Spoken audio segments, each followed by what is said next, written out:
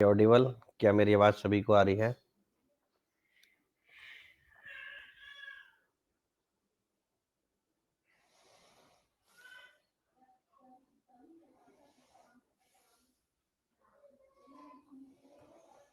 चलो भैया ये हमारी स्पेशल क्लास है और इस स्पेशल क्लास की सीरीज में क्या चल रहा है आपका ARC एडमिनिस्ट्रेटिव रिफॉर्म कमेटी की जो सेकंड रिपोर्ट है उसकी पूरी कंप्लीट एनालिसिस चल रही है चैप्टर वाइज चैप्टर।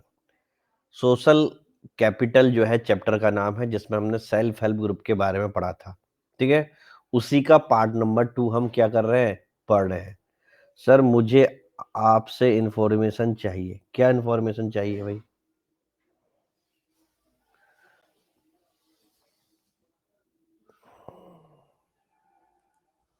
नमस्कार नमस्कार सभी को नमस्कार। क्या इंफॉर्मेशन चाहिए?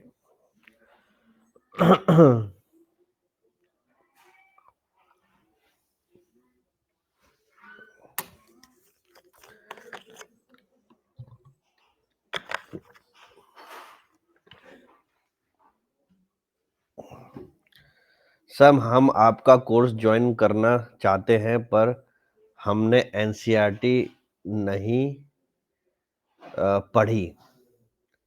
तो मेरे कोर्स ज्वाइन करने के लिए एनसीईआरटी जरूरी है क्या? ये बताओ, किसने कहा आपसे कि मेरे कोर्स को पढ़ने के लिए एनसीईआरटी जरूरी है?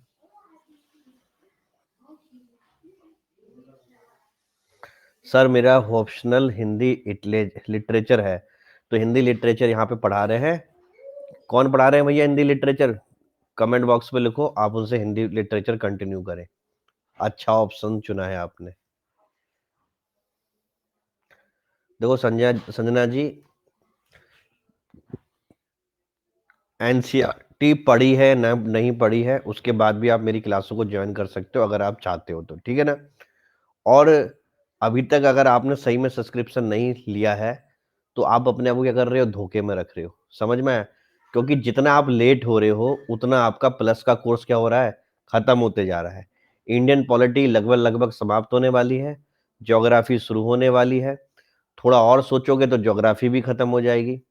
ठीक है सर, सभी टॉपर्स तो बोलते हैं कि एनसीईआरटी बेसिक इंपॉर्टेंट है, तो उन टॉपरों की सुन लो। ऐसा करो ना, आप उन टॉपरों की सुन लो। आप एनसीईआरटी कितने कितने दिनों में जो है क्या कहते हैं आप खत्म करोगी? 1 महीना 1.5 महीना, उतने में आपके कितने प्लस के कोर्स निकल जाएंगे? कभी आपने सोचा है प्लस में आपके कितने कोर्स निकल जाएंगे? फिर उनका 3 महीने में करोगे तो 3 महीने तो हम कोर्स खत्म कर देंगे, तो 3 महीने बाद आप मिलना। समझ में आया?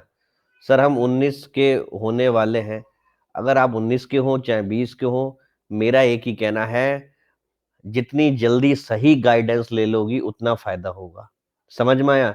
अपने आप को अंधेरे में रखना कि मैं 3 महीने एनसीईआरटी करूंगी। मैंने पहले ही कह रखा है, मेरी प्रोफाइल में फ्री कोर्स लगा हुआ है एनसीईआरटी का, जिसमें मैंने एनसीईआरटी की पूरी समरी करा रखी है, वो फ्री ऑफ कॉस्ट है। ठीक है, लेकिन वो बात को समझ में नहीं आ रही। फिर आपको पहली बार में डायरेक्शन समझ में नहीं आ रही। अरे भैया आपसे छोटे छोटे 10+2 पास किया हुआ बच्चा हमारी क्लास में पढ़ रहा है। समझ में आया? उससे तो थोड़ी बड़ी होगी। जानबूझ के ही लगाना कि मैं छोटी हूं, मैं छोटी हूं, मैं 3 साल के ले लूं, 2 साल के ले लूं, सोचते रहो। आपको वो चीज पचेगी नहीं ना कि आप पहले अटेम्प्ट में जो सेलेक्ट हो जाओ। क्यों?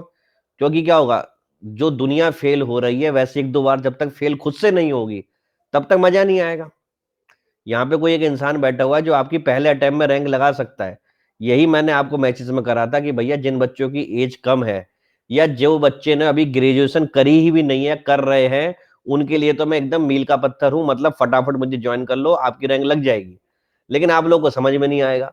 जब आप खुद 1-2 बार फेल हो गए तो उसके बाद खुद समझ में आ जाएगा, फिर सोचेंगे कि हाँ काश उससे समय में पढ़ लिया होता तो क्या होती, लाइफ बन गई होती। क्लियर है ना? आप ये सोचते हो कि आप पहली बार इकलौते तैयारी कर रहे हो, अरे तुम्हारे जैसे 36 बच्चे हैं मेरे पास। समझ में आया? जब मैंने एक स्टेटमेंट में आपको जवाब दे दिया तो आप उसको उसकी बाल की खाल निकालते रहो, तो वो मैं एजुकेटर नहीं हूं जो दोनों हाथ से आपके पीछे पड़ूंगा कि मेरा कोर्स ज्वाइन कर लो, मेरा कोर्स ज्वाइन कर लो। समझ में आया? जो टॉपर बोलते हैं वैसे टॉपर मैं बनवाता हूं। समझ में आ गया संजना जी? तो जो छोटी बुद्धि है उसको थोड़ा बड़ा करो। एक बार मैं बोल दिया, समझ में आ रहा है तो 24 महीने का सब्सक्रिप्शन ले लो समय से पहले, गाइडेंस अच्छी मिल जाएगी। और खुद से करना है तो प्लीज मुझे परेशान मत करो, मैं वो एजुकेटर नहीं हूं जो आपके हाथ पैर छू के बोलूं कि आ जाओ आ जाओ आ जाओ। मेरे पास 1000 काम है पढ़ाने के। समझ में आया? क्लियर? मेरे को सुनना ही नहीं है, बच्चों वाली बात मैं नहीं सुनता हूँ, ठीक है ना। आपके दिमाग में जो टॉपरों की बात है, आप उन टॉपरों के पास जाइए, उनसे बोलो कि भैया हमें पढ़वा दें, ठीक है ना। ये नहीं समझ रही कि जो टॉपर की जो तुम बात कर रहे हो वो टॉपर मैं हर बार प्रोड्यूस कर रहा हूं। जो टॉपर को बना रहा है वो जो बोल रहा है उसकी बातों पे यकीन नहीं है, टॉपरों पे यकीन है। समझना? क्लियर? भैया मेरी क्लास नहीं चाहते हो, मेरी क्लास में आप जो है बिल्कुल भी जो है एलिजिबल नहीं हो। जब आपकी ग्रेजुएशन हो जाए, एक दो बार फेल हो जाओ, फिर उसके बाद मेरी क्लास में आप एलिजिबल हो जाओगी, ठीक है ना। अभी आप मेरी क्लास में एलिजिबल नहीं हो तो मुझे माफ करिए। चलो भैया, अरे ज्वाइन करने वाला होता आदमी तो अब तक ज्वाइन कर लेता संजना जी। केवल मैसेज मैसेज बाजी ये मेरे को बिल्कुल पसंद नहीं है, और मैं वो इंसान नहीं हूं कि तुम्हारे हर मैसेज का क्या करूं, जवाब दूं, ठीक है ना। मेरे पास इतना टाइम नहीं रहता, कड़वा बोलता हूं लेकिन सत्य बोलता हूं। चलो भैया, आज की हमारी क्लास कौन सी है? कोऑपरेटिव। इससे पहले हमने क्या करा, सेल्फ हेल्प ग्रुप हमने पढ़ा था, ठीक है। अब कोऑपरेटिव्स को समझने के लिए क्या करते हैं, कोऑपरेटिव का इतिहास देखेंगे। नमस्ते सभी को, नमस्ते। कोऑपरेटिव्स के कैसे ओरिजिन हुआ, क्योंकि इंट्रोडक्शन का एक हमें पका पकाया मैटर मिलेगा। और आज हमें एक पंडित जवाहरलाल नेहरू ने बहुत प्यारा स्टेटमेंट बोला था, एक सेंटेंस का स्टेटमेंट है, आगे दूसरी तीसरी स्लाइड में आएगा। आपका भी दिल खुश हो जाएगा कि आप उसे कहीं पे भी जोड़ सकते हो। शुरुआत करते हैं। एक cooperative is an autonomous association, क्या क्वेश्चन है, of person united voluntary to meet their common economic, social, and cultural needs and aspiration through a jointly owned and democratically controlled enterprises। एकदम ऑफिशियल लैंग्वेज और official definition cooperatives की। Cooperatives का मतलब ये होता है जब लोग आपस में जुड़ते हैं, ठीक है, जिनका कॉमन क्या होता है, इकोनॉमिकल गोल होता है कि भैया हमें क्या करना है, सोशल गोल भी, कल्चरल गोल भी, और वो मिलके कलेक्टिव डिसीजन लेके अपनी अपनी एस्पायरेशन को पूरा करते हैं। जैसे कि मान लेते हैं ये हमारे जो है सिद्धार्थ जी हैं, ये अवनी जी हैं, ठीक है, ये पूजा जी हैं, ये सीपीएम जी हैं, ठीक है। सबके पास एक एक एक हेक्टेयर क्या है, खेत है। इनके पास 2 हेक्टेयर खेत है, इनके पास 3 हेक्टेयर खेत है, इनके पास 4 हेक्टेयर खेत है। अब चारों जने मिल गए और उन्होंने एक कोऑपरेटिव क्या करी, ऑर्गेनाइजेशन का निर्माण करा। तो कितने हेक्टेयर खेत हो गया भैया इनका, 4 3 7 2 9 और 1 10, 10 हेक्टेयर, एक बड़ा फील्ड हो गया। अब इसमें जब ये उगाएंगे तो इकोनॉमिक ऑफ स्केल भी होगी, प्रोडक्शन ज्यादा हो गया तो भैया किसी को डायरेक्ट बेचेंगे भी, और जो भी पैसा आएगा वो आपस में क्या करेंगे, रख लेंगे। ये तो मैंने आपको 3 4 किसानों को बताया। सोचो किसी गांव में अच्छे खासा आपको 50 60 किसान दिख ही जाते हैं, अगर छोटा गांव भी हो तो, ठीक है। और अगर बड़ा है तो भैया वहां पे 100 100 150 150 जो घर होते हैं सब जमीन वाले होते हैं, भले ही क्या छोटी छोटी जमीन है। तो 100 150 किसानों को जोड़ोगे तो कितने हेक्टेयर खेत हो जाएगा। तो ये मतलब कि पूरी भैया फैक्ट्री खोल सकते हैं अगर ये चाहे तो, एक प्रोसेसिंग प्लांट खुद का खोल सकते हैं, खुद की फसल, खुद का कोल्ड स्टोरेज, खुद की प्रोसेसिंग क्या प्लांट। क्यों भैया हम किसी के आगे क्या करें। समझ में आया? यानी कि कोऑपरेटिव सेक्टर क्या है, बहुत अच्छा है। सिंपल सी चीज है। आपके मेंस में 4 सब्जेक्ट होते हैं, पेपर 1 पेपर 2 पेपर 3 पेपर 4। अगर मैं संतोष जी को बोलूं आपको चारों पेपर याद करने हैं तो इनके लिए थोड़ी कठिनाई हो सकती है। लेकिन इनके संग में 4 या 5 बच्चों का ग्रुप बना दूं और बोलूं थोड़ा थोड़ा मिलके क्या करो, आपस में समझो, तो हो सकता है टीम वर्क में आप अच्छा काम कर सकते हो। से यस और नो, ऐसी किसान है। जहां एक हाथ है वहां एक एक क्या होते हैं, 11 हाथ होते हैं। तो इस तरीके से क्या है, हमें क्या करना है, काम करना है। Clear? Cooperative edge business enterprises possess some basic interests such as ownership and control, but these interests are directly vested in the hand of the user।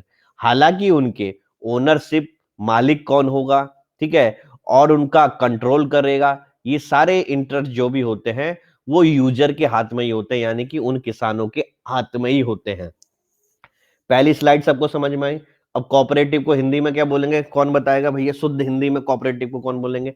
Hindi माध्यम इंग्लिश माध्यम दोनों को समझ में आ रहा है ना? एआरसी की रिपोर्ट आपका जीवन बदल देगी, इसको देखना जरूर। और फ्री ऑफ कॉस्ट रखी है, सहकारी, ठीक है, ठीक है। ये क्या है? Cooperative movement. कहां से पढ़ रहे हैं? एआरसी से। और ये भी सारे टॉपर कहते हैं कि एआरसी पढ़नी चाहिए। समझ में आ गया? क्लियर? संजना जी की लास्ट बार मैं मैसेज पढ़ रहा हूं, ठीक है, और लास्ट ही बार एक्सप्लेन करूंगा, समझ में आता तो बढ़िया है, उसके बाद आप कोई भी मैसेज नहीं करेंगी। समझ में आ गया? क्योंकि मुझे क्लास करानी है और केवल एक बच्चे की क्यूरियोसिटी के लिए मैं क्लास बर्बाद नहीं कर सकता, ठीक है। सर हम आपसे सिर्फ इंफॉर्मेशन लेना चाहते थे, हम बस इतना चाहते हैं कि हम आपस पढ़ें और आपसे पढ़ें, अच्छा आपसे पढ़ें और अच्छे से पढ़ें, अपनी तैयारी कर सके, कौन सा कोर्स ज्वाइन करें, बैच तो आगे निकल गया है प्लीज सर, ठीक है। फिर एक दूसरा लंबा सा कमेंट था, सर बता दो प्लीज, फिर हम आपको डिस्टर्ब नहीं करेंगे, हम थोड़ा कंफ्यूज थे कि ऑफलाइन की या ऑनलाइन, बस इसलिए कंफ्यूजन है, ठीक है। तो इसका कंफ्यूजन का जवाब आपस में बच्चे आप ही दे दो इनको। भैया कोई जो है इनको क्या कर दो, एक होता है ना कि जमानत दे दो, सिक्योरिटी दे दो। तो भैया कोई इनको सिक्योरिटी दे दो कि इन्हें ऑफलाइन पढ़ना चाहिए कि ऑनलाइन पढ़ना चाहिए, और हमारा कोर्स जो छूट गया है तो अब इन्हें क्या करना चाहिए। तो कोई कोई कोई तो आप में से ऐसे बच्चे होंगे जो ऑफलाइन का शिकार रहे होंगे, जो ऑफलाइन पढ़े होंगे, उनको कुछ मजा नहीं आया होगा। त्यागी जी है क्लास में, त्यागी जी कुछ अपने बारे में इनको बताएंगे, ठीक है। ये वाले त्यागी जी नहीं, दूसरे वाले त्यागी जी, ठीक है ना। तो वो बताते हैं कि ऑफलाइन अच्छा है कि ऑनलाइन अच्छा है। देखो, ऑफलाइन ऑनलाइन ये जो है डिपेंड करता है आपके ऊपर, आपको कहाँ से पढ़ने में मजा आता है, ठीक है।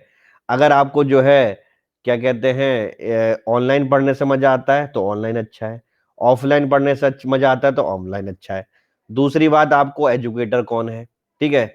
अगर आपको लगता है कि वहां पे कोई ऐसा एजुकेटर है जो आपको सारा अच्छी तरह से पढ़ा सकता है तो आप वहां पे पढ़े, और अगर आपको लगता है कि यहाँ पे कोई ऐसा एजुकेटर है तो यहाँ पे पढ़े।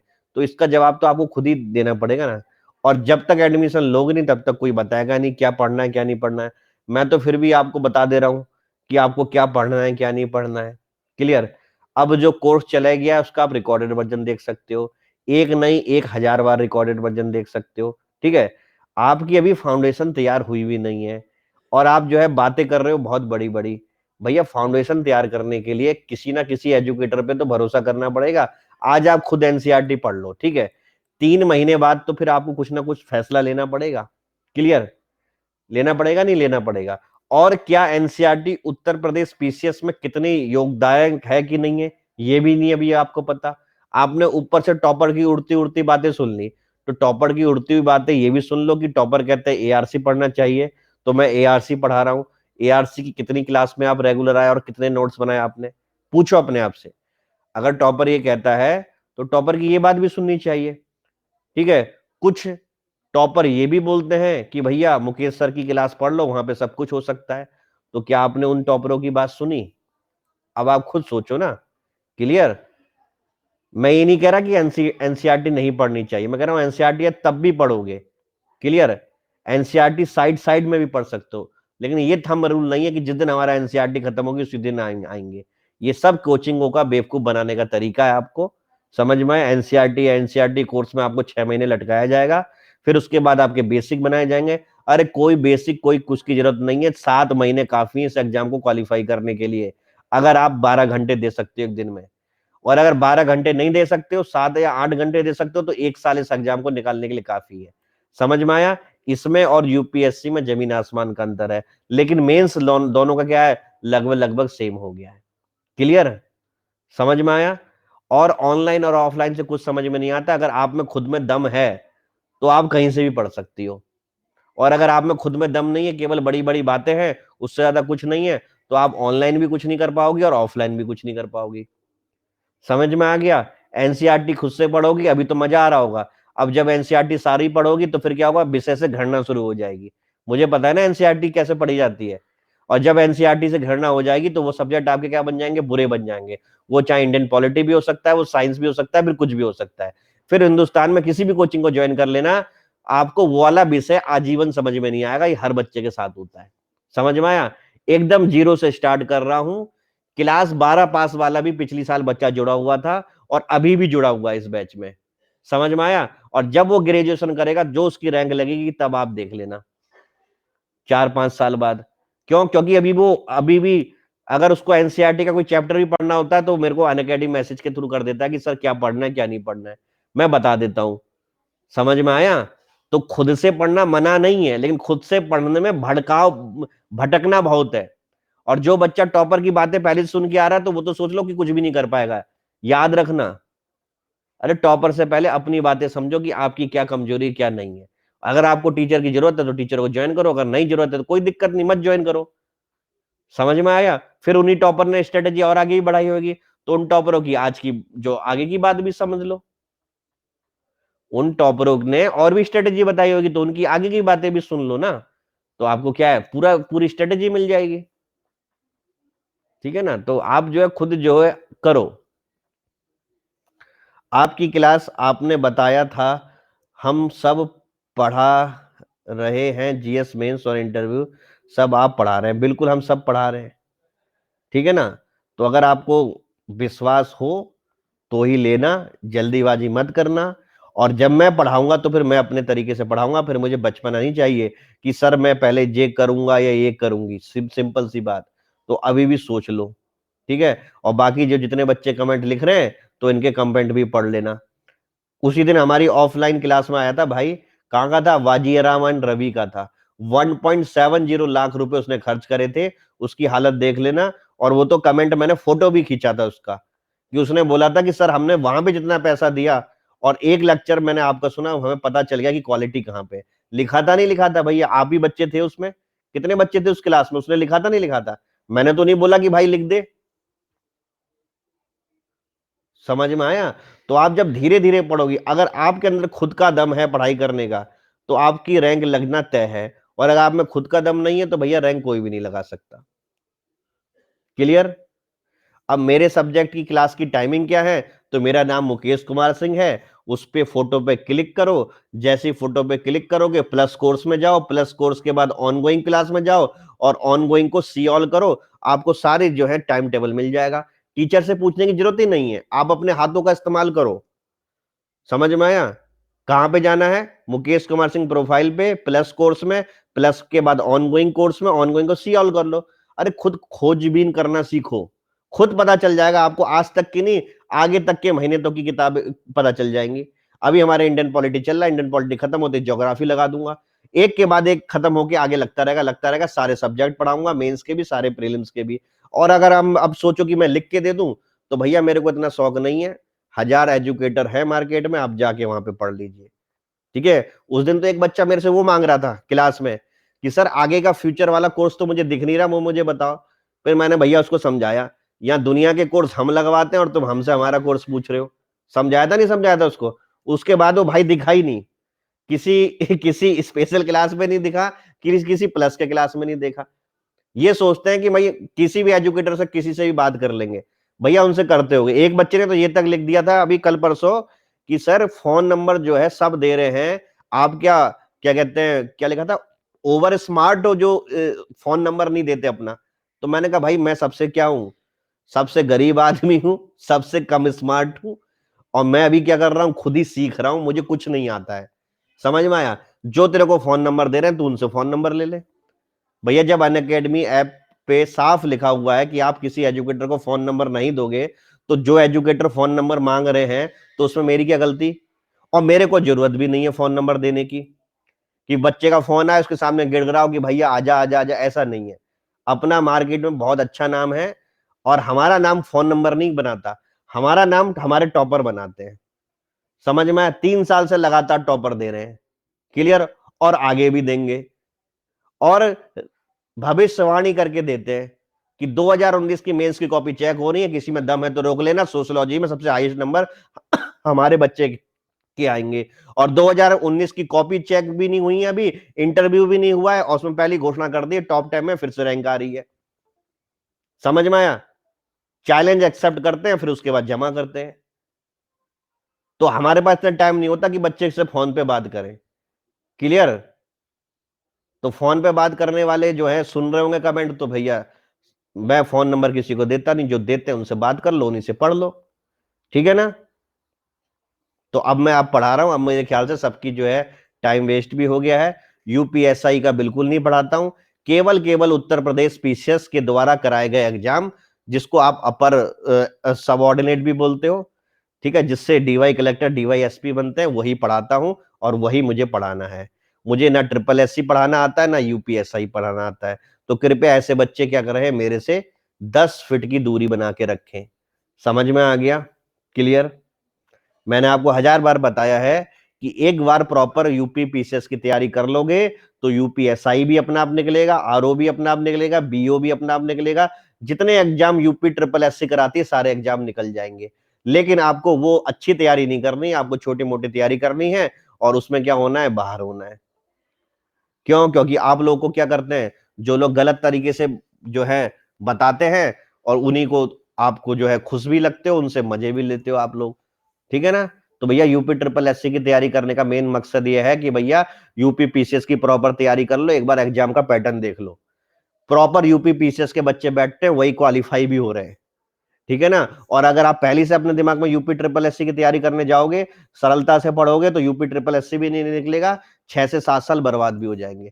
तो एक बार प्रॉपर तैयारी कर लो, छोटे एग्जाम अपना भी निकल जाएंगे। लेकिन ये आपके अंदर अभी समझ नहीं है, आपको डराया जाता है यूपी पीसीएस के नाम से। अरे सबसे सरल एग्जाम है, अगर आपके क्या आपके अंदर मेहनत है करने की, और अगर आपको सही एजुकेटर मिल गया। लेकिन इस मार्केट में सही एजुकेटर का मतलब क्या है कि यूपी पीसीएस की मेंस की तैयारी सब्जेक्ट वाली है, उसमें सब हाथ जोड़ देते हैं। इसलिए क्या करते हैं, 6 6 साल से सारे कोचिंग वाले प्रीलिम्स की तैयारी करा रहे हैं यूपी पीसीएस की, और यूपी ट्रिपल एस की हर महीने बैच आ रहा है, और आप उसमें एडमिशन ले रहे हो, अपना जीवन ही बर्बाद कर रहे हो। आप ये तो पूछो, यूपी ट्रिपल एस में जब रिजल्ट आता है, जब सिलेक्शन होता है, तो कौन कौन लोग एग्जाम देते हैं? समझ में आया? इवन जो हमारे योगेश कुमार गौड़ साहब, जिस साल उनका रिजल्ट आया था, उससे कुछ ही दिन पहले जो है वो भी यूपी ट्रिपल एससी का एग्जाम देके आए थे। समझ में आया? सारे प्रॉपर पीसीएस वाले यूपी ट्रिपल एससी का एग्जाम देते हैं, क्योंकि जॉब हर किसी को चाहिए। इस चीज को समझो। उन लोगों से आपकी लड़ाई हो रही है मुस्कान जी। आपने तो केवल यूपी ट्रिपल एससी बोल दिया, बैठने वाले तो प्रॉपर यूपी पीसीएस वाले हैं। कैसे उनको पीछे कर पाओगी आप, ये बताओ? तो भैया एक बार प्रॉपर ही तैयारी कर लो। और UP triple S C UP PCS की तैयारी में कुछ अंतर नहीं है, प्रीलिम्स में बहुत ही कम अंतर है, 99% सेम सिलेबस है। लेकिन उसके बाद भी आप लोग क्या करते हो, यूपी ट्रिपल एस सी गाना गाते रहते हो, गाते रहते हो, अपनी एज भी बढ़ाते रहते हो, एग्जाम निकलता नहीं है, डर लगने लग जाता है एग्जाम से, बस छोड़ के तैयारी चले जाते हो। अरे इससे अच्छा तो भैया 1 1.5 साल उत्तर प्रदेश पीसीएस प्रॉपर में दे दो, सारे एग्जाम निकल जाएंगे आपके। भैया मैं सारी चीजें अपने बल पे खुद पढ़ाता हूं, ठीक है? तो यहाँ पे 2 तरह के कोर्स होते हैं। फाउंडेशन कोर्स में अगर आपको मेरे से ही पढ़ना है, तो भैया उस फाउंडेशन कोर्स में मेरी क्लास देखो, इसमें भी कोई बच्चों वाली बात है क्या? और जब मैं दूसरा कोर्स करूंगा तो उसका इंतजार करो, सिंपल सी बात। धैर्य रखोगे तो सारे सब्जेक्ट मेरे से पढ़ लोगे, और धैर्य नहीं रखोगे, अरे नहीं सर की कोई क्लास नहीं आ रही है, सर की तो जो है फाउंडेशन कोर्स में आ रही है, उसमें 10 10 लोग हैं। अरे इससे तुम्हें क्या मतलब, उसमें 10 लोग हो चाहे 20 लोग हो, अगर तुम्हें मेरे से पढ़ना है तो तुम मेरी क्लास में आओ। समझ में आया? अरे भाई 4 से 5 टीचर, मैं कह रहा हूं 40 टीचर दिखा रहे हैं, तुम ये देखो कि मैं कौन सा सब्जेक्ट कितने बजे पढ़ा रहा हूं, तुम चुपचाप उसमें आके बैठ जाओ। समझ में आया? क्योंकि यहाँ पे 2 तरह के बैच कोर्स, अब कोई टीचर आपको जबरदस्ती बैठा थोड़ी लेगा, या तुम बच्चे हो। ये भी एकदम बेवकूफी की बात, आधे लोग तो पता नहीं इस बेवकूफी में रहते हैं कि सर वहां पे बहुत सारे एजुकेटर पढ़ा रहे हैं। अरे बहुत सारे एजुकेटर पढ़ा रहे हैं, तुम्हें जो अच्छा लग रहा है तुम उससे पढ़ो ना, तुम्हें किसने मना करा? या तो किसी बैच की अलग से फीस होती, किसी बैच की अलग से फीस नहीं है। टाइम पीरियड खरीदना पड़ता है 12 महीने का, 24 महीने का, फिर उसके बाद आप जौन सी क्लास देखना चाहो आप जितनी बार भी देखो, किसने रोका है आपको? दिक्कत यह है कि मैं बैच कोर्स में भी नहीं जा सकता हूं क्या? अरे मैं बैच कोर्स में जा रहा हूं, तो बैच कोर्स में जो पढ़ा रहा हूं तुम उसे पढ़ो, तुम साइड में हो जाओ। दिक्कत पढ़ाने में भी दिक्कत है, सब चीज में दिक्कत है, तो दिक्कत वालों को क्या करा जाए?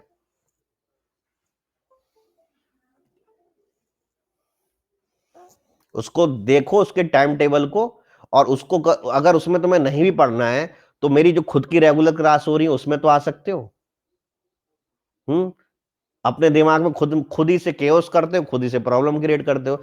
भैया जब कंप्लीट कोर्स मैं खुद करा रहा हूँ, इंडियन पॉलिटी करा रहा हूँ, तो इंडियन पॉलिटी में आओ। इंडियन पॉलिटी के बाद ज्योग्राफी लगाऊंगा तो उसमें आओ, उसके बाद आए उसमें आओ। तो आप बैच की कोर्स की तरफ देखो ही मत, जबरदस्ती अपनी आंखों को भगाना कि इधर क्या हो रहा है उधर क्या हो रहा है। अरे एक एजुकेटर, उसकी प्रोफाइल में जाओ, उसके कोर्स को देखो, चुपचाप सो जाओ, खत्म कहानी।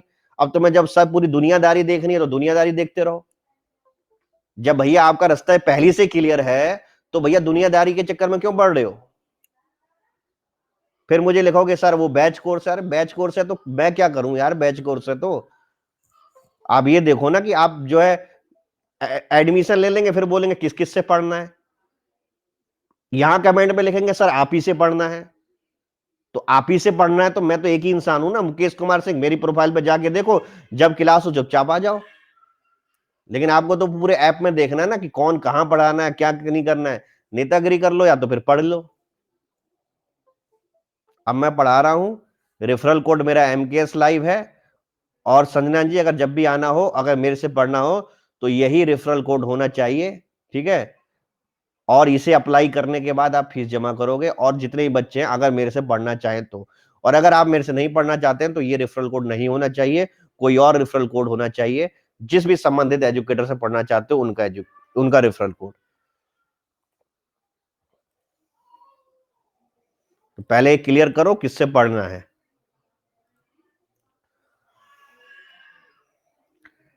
कॉपरेटिव्स के बारे में, therefore they follow certain broad values other than those associated purely with the profit making. कभी भी याद रखना कि जो हमारे कॉपरेटिव्स होते हैं उनका मेन मिशन प्रॉफिट मेकिंग नहीं होता। उनका मेन मिशन होता है कि लोकल जितने भी लोग जुड़े हैं उनकी एस्पायरेशन पूरा करना, और सबको उनकी मेहनत के अनुसार क्या मिल जाए, उनके योगदान के अनुसार उनको रेमुनरेशन मिल जाए, पैसा मिल जाए। प्रॉफिट उनका मतलब नहीं होता। समझ में आया? The value universally recognise as a corner stone of the corporative behaviour are self help.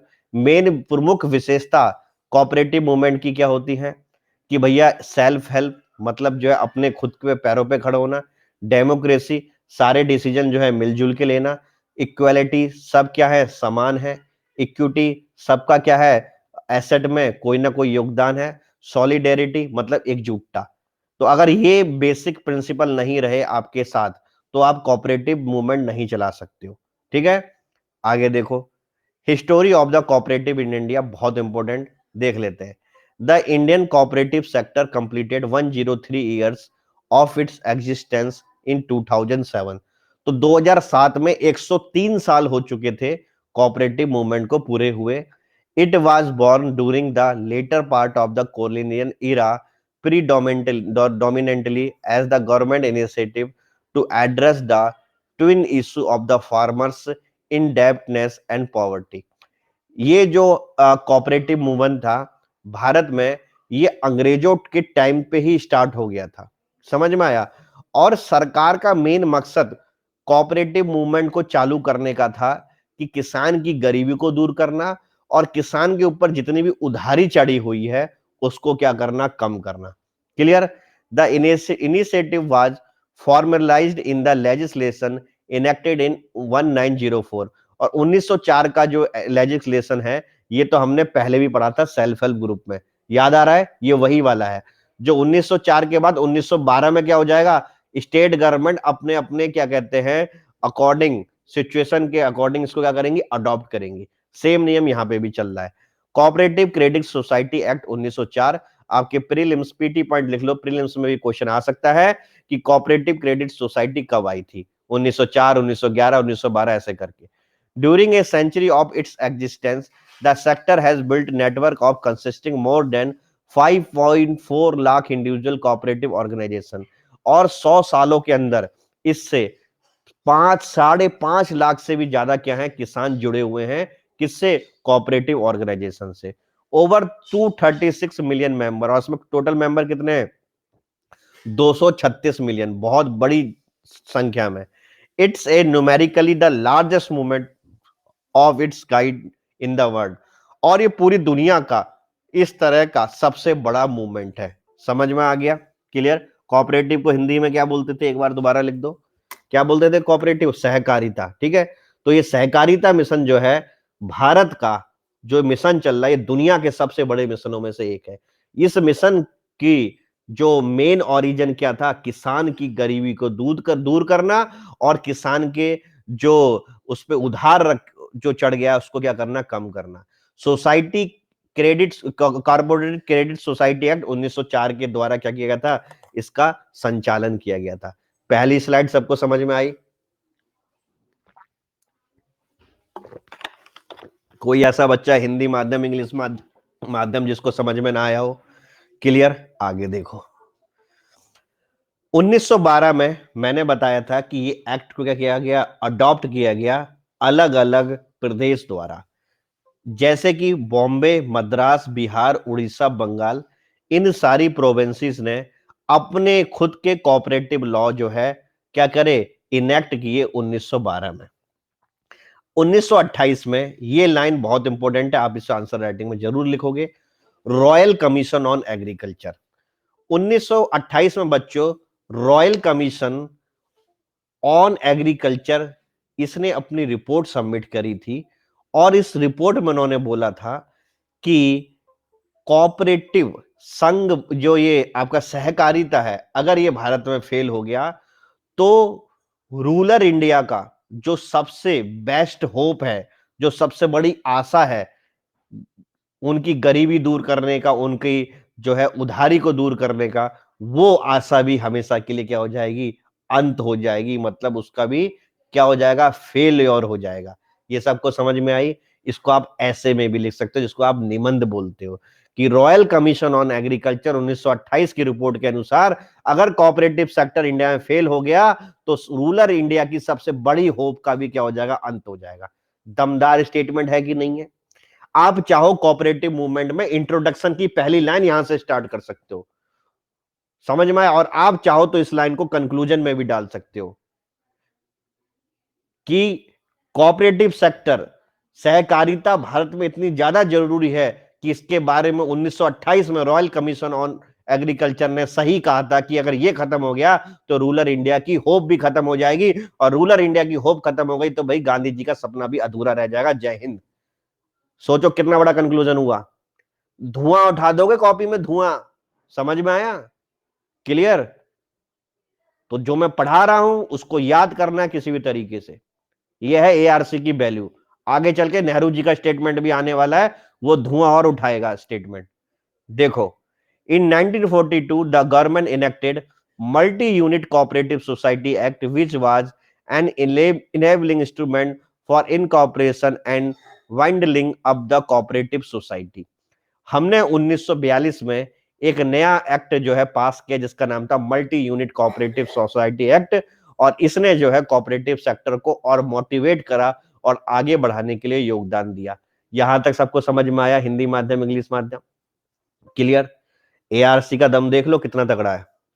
Pandit Nehru visualise an India in which each village would have a panchayat, a cooperative and a school. Jawaharlal Nehru ने एक ऐसा सपना देखा था जिसमें प्रत्येक गांव में पंचायत, सहकारिता और स्कूल होना चाहिए। ये तीन पिलर हैं। 100 का दम समझ में आया? क्लियर? अब चाहो कोऑपरेटिव में, चाहे स्कूल में, चाहे पंचायत में, आप नेहरू जी को क्या कर सकते हो, ऐड कर सकते हो। अमूमन हर बच्चा अगर ऐड करता है तो गांधी जी को ही करता है, आर्टिकल 40 के तहत करता है कि नहीं करता पंचायत में। लेकिन अगर मेरे क्लास के बच्चे नेहरू को भी ऐड कर देंगे तो एक एक्स्ट्रा पॉइंट मिलेगा कि नहीं मिलेगा? किस किस को वॉइस ब्रेक हो रही है? वॉइस ब्रेक हो रही है? एक बार आप अपने तरीके से रिफ्रेश करिए कि आपने इंट्रोडक्शन जो है लिखा कि Pandit Nehru visualise an India in which each village would have a panchayat, cooperative and school. इस तरीके से इंट्रोडक्शन स्टार्ट कर सकते हो। In the early 1960, the cooperative legislation all over the country underwent a major change on the basis of the finding of the All India Rural Credit Committee formed under the chairmanship of A.D. Gorwala. ये वही Gorwala committee है जो आपके prelims से पूछी जाती है कि गोरवाला कमेटी किससे रिलेटेड है। आपको किस पे लगाना पड़ेगा? कोऑपरेटिव मूवमेंट पे लगा दोगे। अभी मैं आपको 5-6 कमेटी बताऊंगा जो आपकी एआरसी में दे रखी है और जो प्रीलिम्स में कभी भी पूछी जा सकती है। समझ में आया? क्लियर? अब इस कमेटी ने मेन क्या बोला था, गोरवाला कमेटी ने, देखो गोरवाला कमेटी ने बोला था, the crux of the committee recommendation was the state should play the active role in the spread of the corporative movement, यानी राज्य सरकार की ये जिम्मेदारी है कि उन्हें कॉर्पोरेटिव मूवमेंट को आगे बढ़ाना चाहिए। क्या ये बात समझ में आई? क्या गोरवाला कमेटी की बात समझ में आई? गोरवाला कमेटी को जरूर याद रखेंगे हम, क्योंकि कोऑपरेटिव क्या है, एक पूरी सब यूनिट है आपके पेपर नंबर 2 में। समझ में आ रहा है? क्लियर? तो कोऑपरेटिव आपको भूलना नहीं है। On the year there has been the growing realisation that undue influence from the state, लेकिन हमें धीरे धीरे पता चला कि यही सबसे बड़ी प्रॉब्लम भी हो गई। क्या? स्टेट का ओवर इंटरफेरेंस करना कोऑपरेटिव में, लैक ऑफ ऑटोनोमी, उनको खुद से अपने फैसले नहीं लेने देना, एंड अ वाइड स्प्रेड पॉलिटाइजेशन, यहां पे क्या है, राजनीति भी आ गई। और इन तीनों चीजों ने क्या करा, कोऑपरेटिव मूवमेंट को बर्बाद कर दिया, खासकर नॉर्थ इंडिया में। उत्तर प्रदेश, उत्तराखंड, बिहार, मध्य प्रदेश, राजस्थान, पंजाब, इन सब में कोऑपरेटिव की धज्जियां अगर किसी ने उड़ाई तो किसने उड़ाई? राज्य सरकार ने, नेताओं ने और ब्यूरोक्रेट्स ने। इसको भी हम आज ही पढ़ेंगे। समझ में आया? ये तीन सबसे बड़ी प्रॉब्लम जो है इनके सामने क्या हुई, सबसे सामने आई। फिर इसके बाद सरकार ने बहुत सारी कमेटी बनाई कि क्या अर्जेंट हम रिफॉर्म कर सकते हैं कोऑपरेटिव सेक्टर में, तो अलग अलग कमेटी आई। जैसे कि देखो, इन सब कमेटी के नाम याद रखने हैं प्रीलिम्स के लिए। Chaudhary Brahm Prakash committee, Mridula committee, Jagdish Kapoor committee, Vikhle Patil committee, VS Vyas committee, ये सारी की सारी कमेटी किससे रिलेटेड है? कोऑपरेटिव से रिलेटेड है। आ सकता है, नहीं आ सकता है प्रीलिम्स में? बिल्कुल आ सकता है क्वेश्चन, और सीधे वो पूछ देंगे और आप सोचोगे कि यार क्वेश्चन कहां से आया। क्लियर? तो गोरवाला तो सबको याद है, व्यास कमेटी, जगदीश कमेटी, मृदा कमेटी और विखले पाटिल कमेटी याद करने में क्या दिक्कत है? और ये कमेटी अगर आपको याद हो गई नाम ही, भले इनकी रिकमेंडेशन नहीं पता, लेकिन मेंस में चालाकी तो कर सकते हो। कैसे चालाकी कर सकते हो? कि कोऑपरेटिव सेक्टर जो है भारत में क्या है, नॉर्थ इंडिया खासकर, उसमें क्या है, ज्यादा इफेक्टिव नहीं हो रहा है।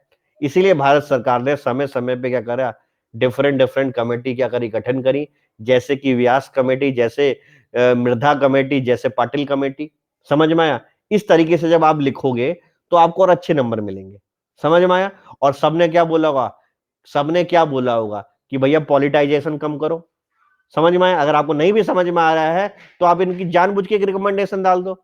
भैया वो इतना तो उसे नहीं पता होगा ना कि इसने क्या बोला। सब ये लिख सकते हो कि भैया पॉलिटाइजेशन को कम करने के लिए बोला, वो भी आपका सही होगा। तो चालाकी करना भी क्या करना चाहिए, आपको सीखना चाहिए। लेकिन चालाकी करने के लिए शब्दों के बारे में भी तो होगा। ठीक है? शब्द क्या होने चाहिए, ये शब्द याद होने चाहिए। और इन सब ने देखो सबसे वैल्यूबल सजेशन इनका क्या था कि turn cooperative into self reliant, अपने पैरों पे उनको खड़ा होने दीजिए, उनको ऑटोनोमस बनाओ, उनको डेमोक्रेटाइज बनाओ, ना कि पॉलिटिसाइज। समझ में आया? क्लियर? तो आत्मनिर्भर उनको बनाना है, उनको ऑटोनोमस बनाना है, सभी कमेटी ने कहा। तो हमें कुछ याद करने की जरूरत ही नहीं है, हमें कमेटी का नाम या पता होना चाहिए, हम अपना गेम खेल देंगे। क्या मेरी क्लास के सारे बच्चे गेम खेल देंगे? ऐसे रैंक लगती है, केवल मुंह से बोलने से रैंक नहीं लगती, ऐसे बच्चों को पढ़ाना पड़ता है तब जाके रैंक लगती है। एआरसी में 4-4 घंटे बैठना पड़ता है कि आज मैं बच्चों को क्या पढ़ाऊंगा, तो लगना पड़ता है। समझ में आया? परिवार से भी दूर रहना पड़ता है, रिश्तेदारों से भी दूर रहना पड़ता है। जब खुद 11 घंटे मरना पड़ता है तब जाके बच्चों को 1 घंटे का लेक्चर दिया जाता है, तब जाके बच्चों की रैंक लगती है। समझ में आया? ऐसी बच्चों की रैंक नहीं लगती है। अपना आईपीएल आ रहा हो तो आईपीएल को बंद कर देना है कि भैया हमारे तो एग्जाम नहीं, हम तो एजुकेटर हैं, लेकिन उसके बाद भी आईपीएल बंद कर देना। क्यों? क्योंकि अगर आईपीएल देख लिया तो भैया एआरसी की रिपोर्ट सुबह से नहीं पढ़ पाऊंगा, बच्चों का नुकसान हो सकता है।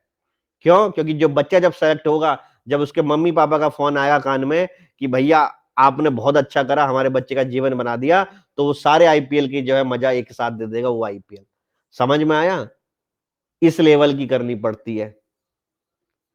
तो आप अभी जिंदगी में जब आओगे, जॉब जो कर रहे होगा, आपको पता होगा कि किस किस तरह की जॉब होती है, किस किस तरह की परेशानी आते हैं जीवन में। आप में से काफी लोग तो जॉब कर रहे हैं, कर रहे नहीं कर रहे? तो तब आपको समझ में आएगा कि अगर आप जो है अपनी जॉब में 6-7 घंटे से भी ज्यादा देते हो तो परिवार की क्या प्यारी प्यारी बातें होती हैं आपके लिए, आप धीरे धीरे सीखोगे।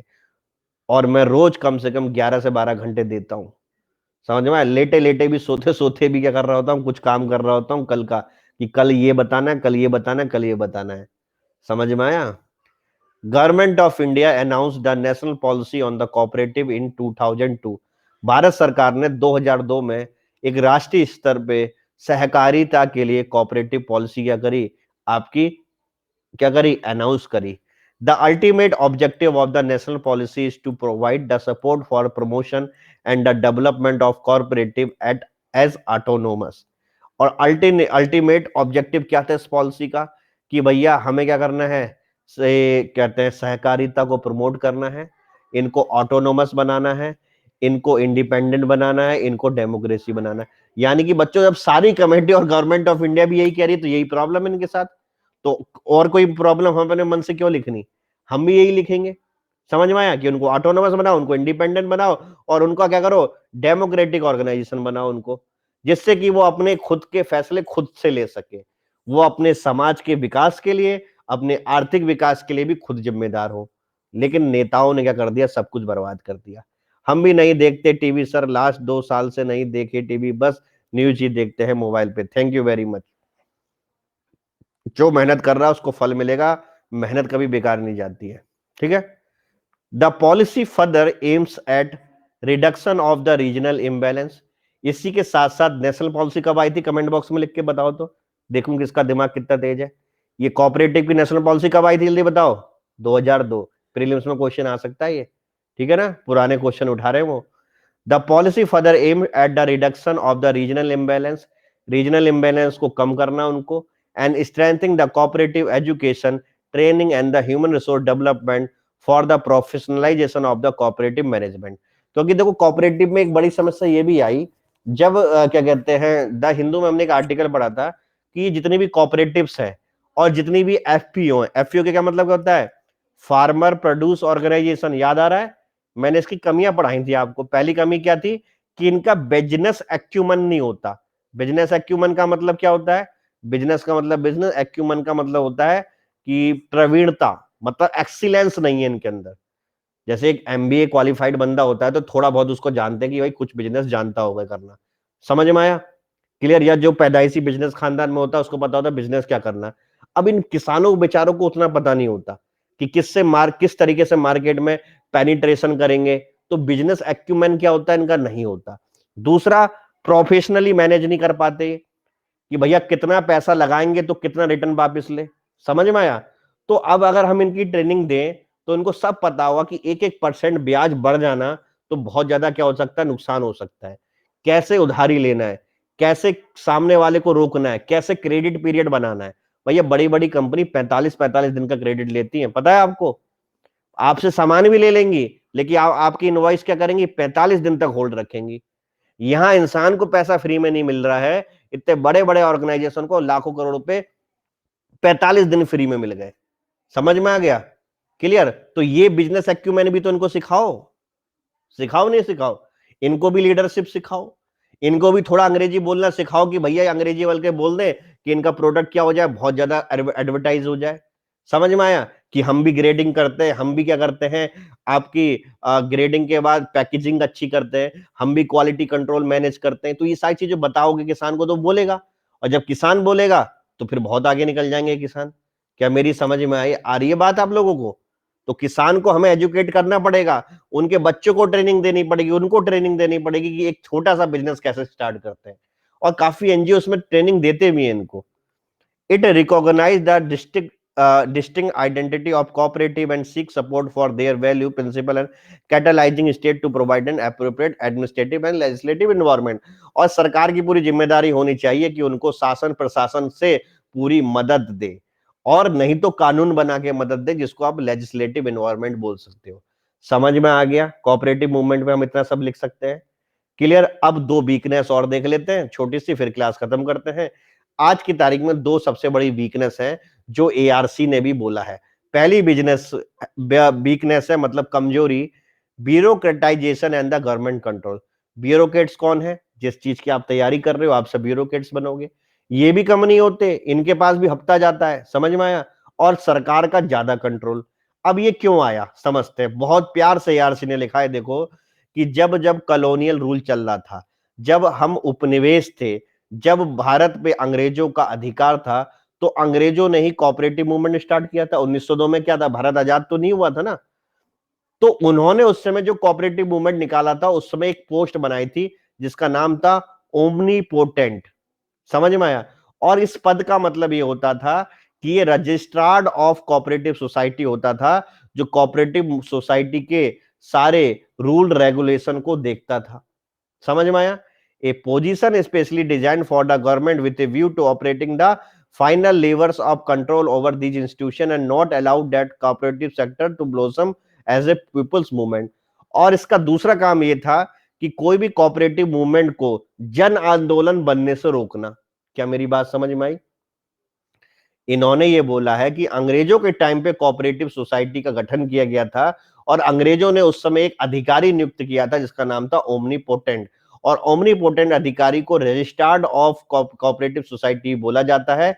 इसका मेन काम क्या था कि भैया कोऑपरेटिव इंस्टीट्यूशन के लिए रूल रेगुलेशन बनाना, और कोई भी कोऑपरेटिव इंस्टीट्यूशन जो है जन आंदोलन में ना बदल जाए, इसको रोकना। क्या ये बात सबको समझ में आ गई, हिंदी मीडियम इंग्लिश मीडियम। अब भारत सरकार ने क्या करा, आजादी के बाद इस पद को खत्म भी नहीं करा, इसको ऐसी कॉपी पेस्ट कर दिया, और इस पद की जगह क्या कर दिया, सरकार का इन्वॉल्वमेंट कर दिया, क्योंकि हम तो कॉपी पेस्ट करने में सबसे आगे हैं, है कि नहीं है। अब आगे देखो, यही इकोनॉमिक सर्वे में लिखा हुआ है। The government of the independent India while championing the cause of cooperative not only retain this key position but also further added complex hierarchy of the bureaucratic power centre to the existing structure. ये पोस्टो रखी रखी, और ऊपर से इसमें क्या कर दिए, सिविल सर्वेंट भी डाल दिए जो इनकी देखरेख करेंगे। क्या सिविल सर्वेंट देखरेख करेगा, वो तो अपना घर भर रहा है। सीएस और नो, जितनी भी शुगर फैक्ट्री बंद हुई है कोऑपरेटिव सोसाइटी की, ये ब्यूरोक्रेट्स और पॉलिटिशियन नहीं बंद करवाई है। समझ में आया। Existing existence of the such government control cooperative infrastructure has gone against the very logic of the cooperative movement। अब अगर कोऑपरेटिव मूवमेंट में सोचो, सरकार का दखल होगा और ब्यूरोक्रेट्स का दखल होगा, तो क्या वो ऑटोनोमस हो सकती है। क्या वहां पे किसान खुद से अपना फैसला ले पाएंगे। खुद सोचो, नहीं ले पाएंगे। वही एक बार एसडीएम आएगा, बोलेगा भैया अगली बार से सब चावल उगाएंगे, तो डर के मारे सब चावल ही उगाएंगे। समझ में आया। क्यों, क्योंकि उनको अपने टारगेट पूरे करने हैं रेवेन्यू के। समझ में आया, क्लियर। और जो नहीं उगाएगा तो फिर देख लेना भाई, डर के मारे उगाएगा। सबसे गन्ने उगाए गए जबरदस्ती, गन्ने का भुगतान नहीं मिल रहा है, तो एक बार गाड़ी आ गई, भैया पीसीएस साहब आए, उन्होंने बोला 1 महीने तक किसी को भुगतान नहीं मिलेगा, आप क्या करें, शांति बनाए रखें। 1 महीना हो गया, 2 महीने हो गया, 3 महीने हो गया, पता चला साहब का ट्रांसफर हो गया, नया वाला आया, वो फिर से ले रहा है। भैया किसानों का पेमेंट अटका पड़ा हुआ है चीनी मिल पे। कोऑपरेटिव बंद हुई तो भैया चीनी मिल की फैक्ट्री भी बंद होने लग गई। समझ में आया। सारा पैसा निकाल के ले गए, लोहा टीन लंगड़ सब कुछ बेच डाला। बाहर से लगता है चीनी मिल का स्ट्रक्चर है, अंदर बड़े बड़े बॉयलर्स इतने भारी भारी, ये तक नहीं छोड़े इन लोगों ने। वो कहता है उसके ऊपर, वो कहता है उसके ऊपर। भाई किसने करा, किसानों ने तो करा नहीं। किसानों ने तो बल्कि क्या करा, अपनी पूंजी खो दी कोऑपरेटिव मूवमेंट के नाम पे। समझ में आया। बीच में फिर उन्होंने इलेक्शन कराने शुरू कर दिए, और इलेक्शन कौन लड़ता था, जो बाहुबली होता था। समझ में। और बाहुबली ने क्या करा, किसानों का पैसा क्या करा, ब्याज पे खाना शुरू कर दिया। तो आप में से अगर कोई किसान होगा तो उसको पता होगा कि कोऑपरेटिव मूवमेंट की कैसे कमर तोड़ी गई उत्तर प्रदेश में। समझ में आया। तो धीरे धीरे आप इसको समझोगे। इवन जो हमारे पेस्टिसाइड वाली कंपनी, इन लोगों से भी मिले रहेंगे। जब आपको पता चल गया कि कोऑपरेटिव मूवमेंट चल रहा है, तो इतना बड़ा खेत है आपका, है कि नहीं, हजारों हेक्टेयर खेत है, बेचारे हजारों किसानों का है। समझ में आया। अब सारे किसानों में एक बड़ा किसान है जिसका नेताओं से बढ़िया हाथ है, या बिजनेसमैन से बढ़िया हाथ है, उसने बोल दिया कि फलानी कंपनी का फर्टिलाइजर यूज करना है, तो सब यूज कर रहे हैं उसी कंपनी का, और वहां से कमीशन ले रहे हैं। ठीक है। ये सारी चीजें जो है, दुर्भाग्य है कि हमारे देश में ये हुई। दूसरी सबसे बड़ी कमी है politicisation of the cooperative leadership. देखो इसका, the board of a majority of the corporate body are dominated by politician. अरे भैया कोऑपरेटिव के लिए क्या बोर्ड बनाने की जरूरत थी, ये बताओ। भैया किसान खुद से अपने पैसे लगा रहा था, किसान अपनी खुद से फसल उगा के अपनी ही गाड़ी बैलगाड़ी में रख के फैक्ट्री तक पहुंचा रहा है, तो भैया इसमें क्या दिक्कत है। क्यों इनके ऊपर एक बोर्ड बनाया गया, और बोर्ड में एमपी और एमएलए या पुराने नेता रखे गए? क्या जरूरत थी भैया इनको रखने की? समझ में आया? They are the cooperator by the default. और वो सब क्या थे? बड़े बड़े तगड़े तगड़े बिजनेसमैन थे। Many of them are in cooperative because they want to use the position as a stepping stone for their political ambition। इन्होंने क्या करा? किसानों से वही फसल उगाई जो इनकी फैक्ट्री चाहती थी। अगर आपकी शुगर फैक्ट्री है तो भैया क्या कर रहे हो? किसानों से कह रहे हो कि गन्ना उगाओ। समझ में आया? अगर आपकी राइस मिल है तो किसानों से कह रहे हो राइस पे राइस उगाए जाओ, और किसानों सस्ते दाम पे लेते जा रहे। समझ में आ गया? And there are some who join this sector because of their current political standing has gone down। और जिनको लगा कि भैया हमारी राजनीति खत्म हो रही है तो कोऑपरेटिव मूवमेंट में जुड़ गए, वहां से राजनीति फिर से चमक गई। क्यों? क्योंकि उसके वोट बैंक कौन है? किसान है। समझ में आया? भैया महाराष्ट्र में तो एक फैमिली है, बहुत बड़ी पॉलिटिकल फैमिली, जो केवल कोऑपरेटिव सोसाइटी के कारण इतनी बड़ी हुई। 5-5 6-6 शुगर मिले उनकी। समझ में आया? किसान के उस पे, क्योंकि है तो वो किसान की, लेकिन क्या है? ओनर कौन है? एक पर्टिकुलर परिवार है। किसी किसान में दम नहीं है कि इनसे पैसा मांग ले। समझ में आया? मांगेगे तो भैया तेरे के अलग के पैसे हैं। हजारों किसानों कोऑपरेटिव है और 1000 किसान कभी एक साथ आ नहीं सकते। क्या मेरी बात समझ में आ रही है?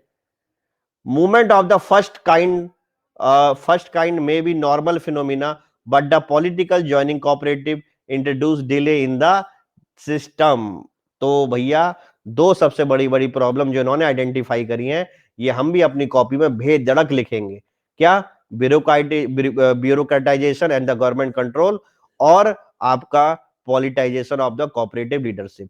ये हमारी आज की क्लास खत्म हुई, इसकी कंटिन्यू हम पार्ट नंबर 2 में करेंगे। इसी में अगर किसी को कोई क्वेश्चन है तो पूछ सकता है, हिंदी माध्यम इंग्लिश माध्यम।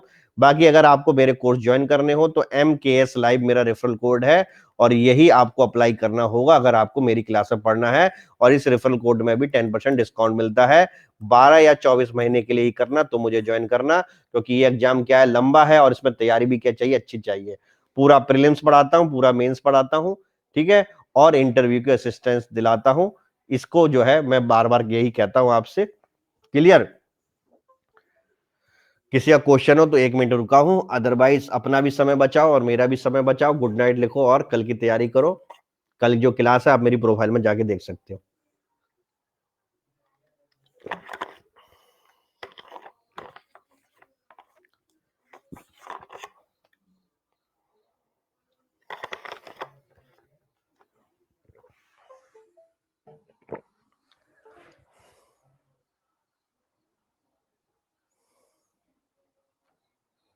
सर LAGC स्लाइड EMAR दिखा दो प्लीज। मतलब क्या क्या बोला मैंने? समझ में नहीं आ रहा क्या पूछ रहे हो। लास्ट स्लाइड लो, ठीक है। PDF हिंदी में मिल सकती है? नहीं मिल सकती, यही डाउनलोड हो जाएगी। और हिंदी की जरूरत क्या है? जब मैं क्लास में हिंदी में बोल रहा हूं तो आप क्लास में विजय जी नोट्स बना लो, चाहो तो सब कुछ कर सकते हो। और ARC जो है हिंदी में भी है, तो जो टॉपिक में पढ़ा रहा हूं आप हिंदी में भी ARC में पढ़ सकते हो। Sir I have decided I will be taking sociology as a optional. आज सुबह तक के सारे लेक्चर में रिकॉर्डेड देख लिए हैं, सब अच्छे से समझ में आ रहा है, तो वेलकम टू द सोशियोलॉजी। ठीक है। PDF कैसे डाउनलोड होती है? क्लास जैसी खत्म हो जाए उसके 1 या आधे घंटे बाद आप दोबारा से उस लेक्चर को देखने जाओगे, सेम प्रोसीजर से। कोर्स के अंदर फिर उस तारीख में जैसे आप लेक्चर को देखने जाओगे, अब आपको एक PDF का आइकन दिख जाएगा, वहां PDF लिखा होगा, उस पर क्लिक करना। वो पूछेगा विद एनोटेशन विदाउट एनोटेशन, तो आपको विद एनोटेशन करना है, तो पूरी PDF डाउनलोड हो जाएगी। क्लियर? तो क्लास के आधे घंटे बाद ये क्या हो जाती है? वहां पे अपलोड हो जाती है। जितने भी हिंदी माध्यम वाले, मैं उनको फिर बोल रहा हूं कि हिंदी मीडियम वाले जो है मेरी क्लास में चाहें तो नोट्स बना सकते हैं। और अगर आप वो चाह रहे हो कि पूरा मैं हिंदी में लिखूं, ये पॉसिबल नहीं हो सकता। और इतनी छोटी सी चाहत के लिए आप इतना अच्छा क्वालिटी मटेरियल खराब मत करो, लास्ट में बहुत घाटे में रहोगे। थोड़ी सी मेहनत कर लोगे तो यहाँ पे बहुत सारे हिंदी मीडियम वाले हैं, उनको भी अब मजा आने लग गया पढ़ने में, तो आपको भी मजा आएगा। क्लियर? सर ARC की कितने क्लासें होंगी टोटल, प्लीज बता दीजिए। ये मुझे भी नहीं पता है, क्योंकि ARC का हर चैप्टर जो है 250 से लेके 400 पन्ने तक का है। समझ में आया? तो मैं रोज एक एक चैप्टर को क्या करता हूं, क्या करता हूँ, एनालाइज करता हूँ तो मसाला निकालता हूँ। अब मुझे खुद नहीं पता कि कितना क्लास का मसाला निकलेगा। समझ में आया? क्लियर? लेकिन जब आपका ये सिलेबस खत्म हो जाएगा एआरसी का, तो जो भी कॉपी में आप सिनॉप्टिक नोट्स बना रहे हो, उसको जब आप लास्ट में देखोगे, तब आपको पता चलेगा कि इतनी मोटी कॉपी बन चुकी है और बहुत प्यारा मसाला है सारे टॉपिक का, लगभग पेपर 1 का भी, पेपर 2 का भी, पेपर 3 का भी, पेपर 4 का भी।